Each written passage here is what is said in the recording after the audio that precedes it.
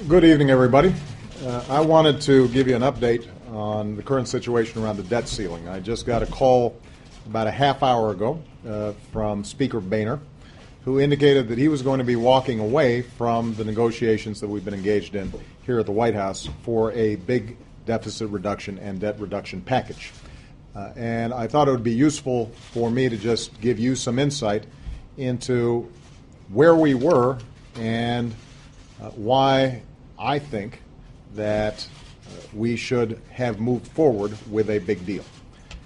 Essentially, what we had offered Speaker Boehner was over $1 trillion in cuts to discretionary spending, both domestic and defense.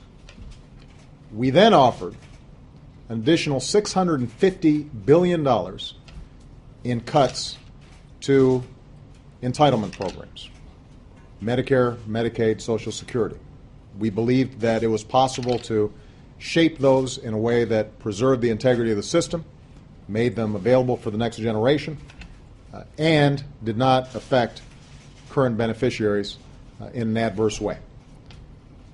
In addition, what we sought was revenues that were actually less than what the Gang of Six signed off on. So you had a bipartisan group of senators, including Republicans who are in leadership in the Senate, calling for what effectively was about $2 trillion above the Republican baseline that they've been working off of.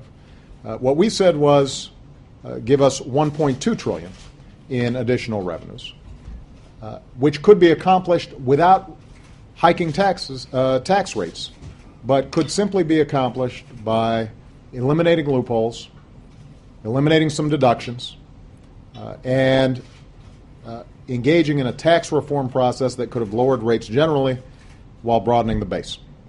So let me reiterate what we were offering. We were offering a deal that called for as much discretionary savings as the Gang of Six. We were calling for taxes that were less than what the Gang of Six had proposed. And we were calling for modifications to entitlement programs would have saved just as much over the 10-year window. In other words, this was an extraordinarily fair deal. If it was unbalanced, it was unbalanced in the direction of not enough revenue.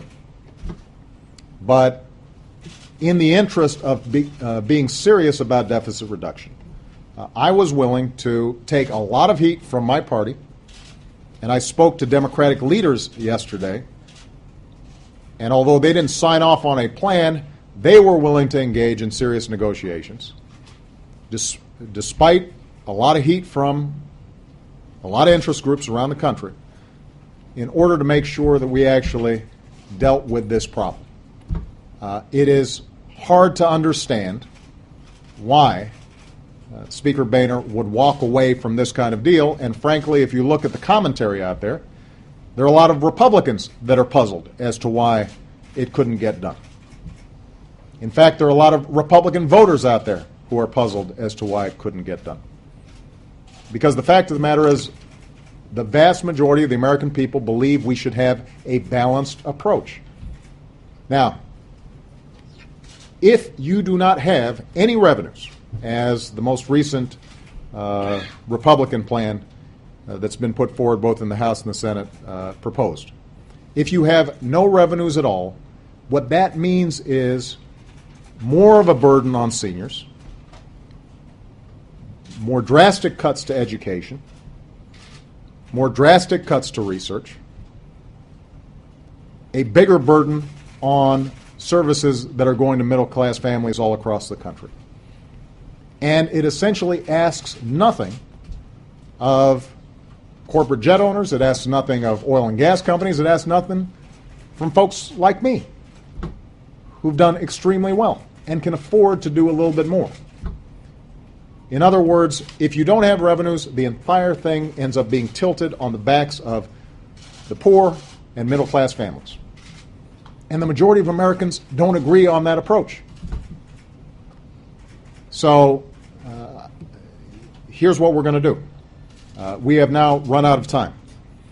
I told Speaker Boehner, I've told Democratic leader Nancy Pelosi, I've told Harry Reid, and have told Mitch McConnell I want them here at 11 o'clock tomorrow.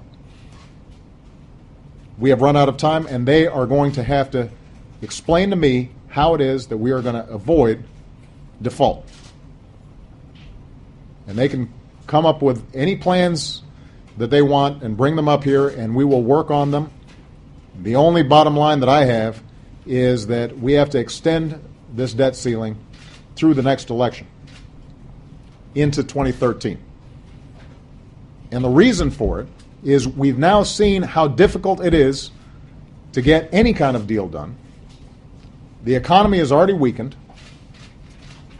and the notion that 5 or 6 or 8 months from now we'll be in a better position to try to solve this problem makes no sense.